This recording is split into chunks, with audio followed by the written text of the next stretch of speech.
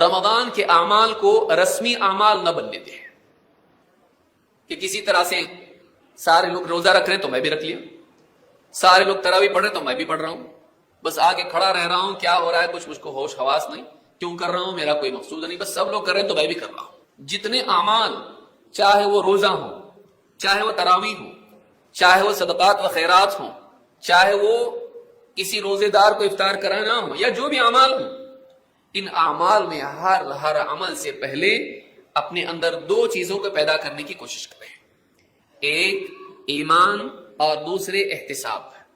اس لیے کہ اللہ کے نبی صلی اللہ علیہ وسلم نے رمضان کے اعمال کا جب ذکر کیا، قیام اللیل جسے آپ نے سنا بھی، اور صیام رمضان، یا اسی طرح سے قیام لیلۃ القدر، ان تینوں چیزوں کے بارے میں، بلکہ کئی اعمال کے بارے میں آپ دیکھیں گے یہ دو چیزیں ہمیشہ ان کے ساتھ ذکر ہوتی ہیں۔ جیسے آپ نے فرمایا من قام رمضان ایمانا واحتسابا غفر له ما تقدم من ذنبه، یا آپ نے فرمایا من صام رمضان ایمانا واحتسابا غفر له ما تقدم من ذنبه، کہ جو رمضان کے روزے رکھے ایمان اور احتساب کے ساتھ پچھلے سارے گناہ معاف ہو جائیں گے۔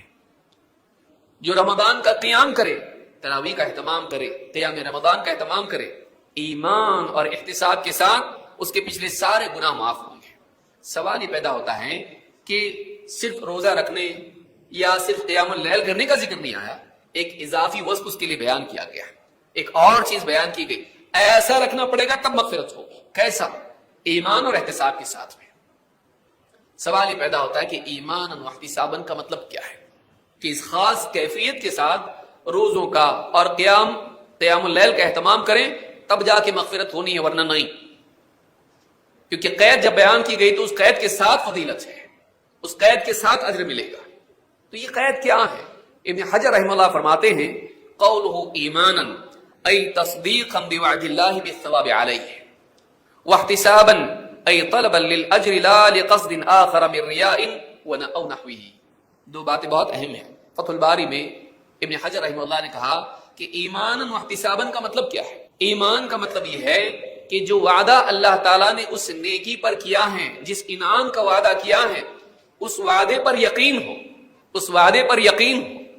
دو، احتساب کا مطلب یہ ہے کہ اس وعدے میں جو چیز بیان ہوئی ہے دل میں اس کے پانے کی طلب ہو، رغبت ہو، اس کے لیے عمل کرے، کسی اور غرض سے نہیں۔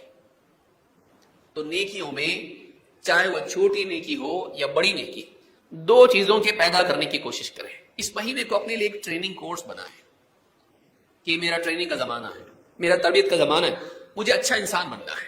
یہ نہیں کہ عید کے دن صرف اچھے کپڑے پہن کر میں عید کی نماز کے لیے آؤں۔